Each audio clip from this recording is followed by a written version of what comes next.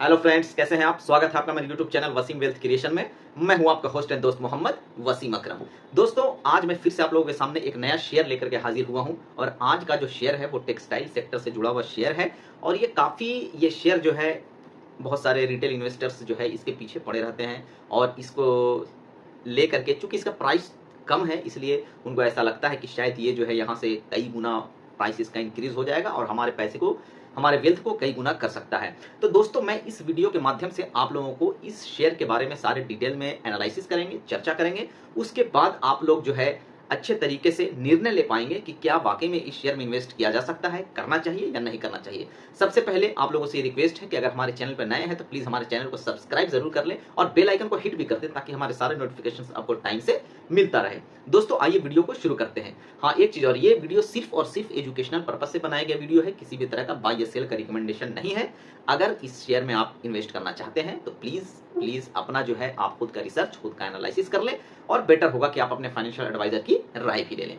आइए दोस्तों, वीडियो को शुरू करते हैं। ये कंपनी इनकॉर्पोरेट हुई थी 1990 में और इसका हेडक्वार्टर जो है वो पंजाब में है। दोस्तों, मैं जिस शेयर की बात कर रहा हूं उसका नाम है ट्राइडेंट लिमिटेड। ये शेयर में अक्सर जो है इन्वेस्टर्स को और खासकर रिटेल इन्वेस्टर्स को ये कंफ्यूजन रहता है कि ये पेनी स्टॉक है। तो दोस्तों, ये पेनी स्टॉक नहीं है। इसका प्राइस जो है कम है, इसका मतलब ये नहीं है कि ये पेनी स्टॉक है। इसने कई बार जो है अपने शेयर को स्प्लिट कर दिया है और कई कॉर्पोरेट एक्शंस इसमें होते रहते हैं, जिसकी वजह से इस शेयर का दाम जो है, इस शेयर के प्राइस को देख करके कि ये इतना कम प्राइस का है, ये अंदाजा बिल्कुल भी नहीं लगाया जा सकता है कि ये पेनी स्टॉक है। तो दोस्तों, ये कंफ्यूजन नहीं रहना चाहिए। आइए इस कंपनी के बारे में सबसे पहले हम कुछ बेसिक डिटेल्स जान लेते हैं। ये कंपनी इनकॉर्पोरेट हुई थी 1990 में और इसका हेडक्वार्टर जो है वो पंजाब में है। ये कंपनी करती क्या है? ये कंपनी बेसिकली जो है यार्न और टेरी टॉवेल, बेडशीट्स, पेपर और केमिकल सेक्टर्स में काम करती है। बेसिकली इनका टेरी टॉवेल का बिजनेस है और इसके अलावा ये पेपर सेगमेंट में भी है और थोड़ा बहुत इसका जो है वो केमिकल सेक्टर में भी ये कंपनी की 3 मैन्युफैक्चरिंग फैसिलिटीज है जो कि पंजाब में और मध्य प्रदेश में स्थित है। इसके अगर हम रेवेन्यू की बात करें तो कंपनी का मोस्टली रेवेन्यू जो है वो टेक्सटाइल सेगमेंट से आता है और 77% का रेवेन्यू कंपनी जो है वो टेक्सटाइल सेक्टर से जनरेट करती है। अगर हम पेपर सेगमेंट की बात करें तो पेपर सेगमेंट से कंपनी 13% का रेवेन्यू जनरेट करती है और केमिकल सेक्टर से ओनली 1% का रेवेन्यू जनरेट करती है। अगर हम इसके ज्योग्राफिकल स्प्लिट की अगर हम बात करें तो कंपनी का 32% का बिजनेस जो है वो इंडिया से होता है। यूएसए से कंपनी सबसे ज्यादा 44% का बिजनेस करती है और रेस्ट ऑफ वर्ल्ड से कंपनी 24% का बिजनेस करती है। टेरी टॉवेल बनाने में ये कंपनी जो है one of the market leader है और 150 से भी ज्यादा कंपनी में इसकी प्रेजेंस है। तो कंपनी पैन इंडिया प्रेजेंस रखती है। अगर हम इसके मार्केटिंग ऑफिस की बात करें तो कंपनी का इंडिया में चंडीगढ़, भोपाल, गुड़गांव, न्यू दिल्ली और मुंबई में इसके ऑफिसेज हैं। ओवरसीज में भी इसके ऑफिसेज हैं। ओवरसीज में अगर हम बात करें तो न्यूयॉर्क में, दुबई में और यूके में इसके ऑफिसेज हैं। आइए इसके थोड़े से आप फाइनेंशियल्स भी समझ लेते हैं। अगर हम इस कंपनी के फाइनेंशियल्स की बात करें तो कंपनी का मार्केट कैप जो है 18,800 करोड़ का मार्केट कैप है। तो पेनी स्टॉक है, ये समझने की भूल बिल्कुल भी ना करें।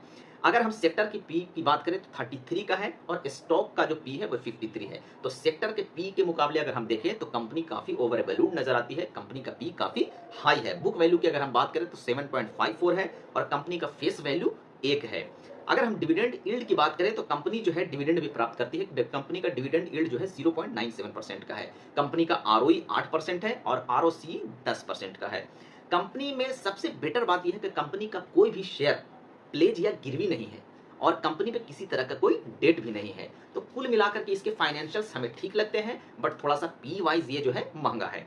अगर हम इसके रेवेन्यू की बात करें तो कंपनी ने 2020 में 4,727 करोड़ का रेवेन्यू जनरेट किया था। वहीं 2021 में 4,530 करोड़, 2022 में 6,997 करोड़ का कंपनी ने रेवेन्यू जनरेट किया, 2023 में 6,332 करोड़ का और 2024 में कंपनी ने 6,808 करोड़ का रेवेन्यू जनरेट किया। आइए इसके प्रॉफिट भी देख लेते हैं। अगर हम प्रॉफिट की बात करें तो कंपनी ने 2020 में 343 करोड़ का कंपनी ने प्रॉफिट जो है जनरेट किया, 2021 में 303 करोड़ का, 2022 में 833 करोड़ का प्रॉफिट और 2023 में 441 करोड़ और 2024 में 349 करोड़ का कंपनी ने प्रॉफिट दिखाया है। अर्निंग पर शेयर जो है बहुत अच्छा है, कंपनी का ठीक ठाक है। बुक वैल्यू पर शेयर भी ठीक है। अगर हम एनालिस्ट रेटिंग की बात करें तो इसमें 2 एनालिस्ट ने जो है अपनी रेटिंग दी है और दोनों एनालिस्ट ने इसमें बाइंग की रेटिंग दी है। तो 100% एनालिस्ट जो है इसको बाई का रिकमेंड कर रहे हैं, कोई भी इसको सेल करने की सलाह नहीं दे रहा है। अगर हम इसके रिजर्व की बात करें तो कंपनी के पास ठीक ठाक रिजर्व है, 3,805 करोड़ का कंपनी के पास रिजर्व एंड सरप्लस है। और इसके अगर हम शेयर होल्डिंग पैटर्न की बात करें तो प्रमोटर के पास 73% की होल्डिंग है, एक काफी अच्छा डिसेंट होल्डिंग जो है प्रमोटर के पास है। अगर हम एफआईआईज की बात करें तो एफआईआईज ने इसमें 2.6% की होल्डिंग ले रखी है, डीआईआईज ने भी इसमें 0.06% की होल्डिंग ले रखी है, और हम जैसे आप जैसे रिटेल निवेशक पब्लिक के पास इसमें जो है 22% की होल्डिंग है। तो अब दोस्तों राइडेंट का जो शेयर है वो कुछ समय से करेक्शन के मोड में है, और हम अगर इसके फ्यूचर में अगर हम पास्ट में अगर हम जाकर के अगर हम देखें तो पास्ट में भी हमने देखा है कि ये कंपनी जो है पहले परफॉर्म करती है, फिर कई दिनों तक जो है एक रेंज में कंसोलिडेट होते रहती है, उसके बाद फिर इसमें ब्रेकआउट आता है। तो ये इसका एक पैटर्न है, इसका जो है इस शेयर के जो है काम करने का तरीका है, इसके प्राइस में जो मूवमेंट होता है, एक्शन होता है, वो इसी हिसाब से होता है। तो ओवरऑल अगर हम इस कंपनी के शेयर की बात करें तो ये कंपनी काफी अच्छी है, टेरी टॉवेल बनाने में company one of the leader है, और इस के जो है पेपर सेगमेंट में भी काफ़ी अच्छा काम कर रही है, अपना डाइवर्सिफाई है इसका पोर्टफोलियो, और इसके रेवेन्यू भी बढ़ रहे हैं, प्रॉफिट भी कर रही है, डिविडेंड भी कंपनी देती है। तो आने वाले वर्षों में जो है ये कंपनी जो है और बिजनेस एक्सटेंशन कर सकती है, और आने वाले समय में एक अच्छा डिसेंट जो है प्रॉफिट जो है अपने शेयर होल्डर्स को दे सकती है। तो मेरे हिसाब से अगर इस कंपनी में इन्वेस्ट करने के लिए आप सोच रहे हैं तो अच्छा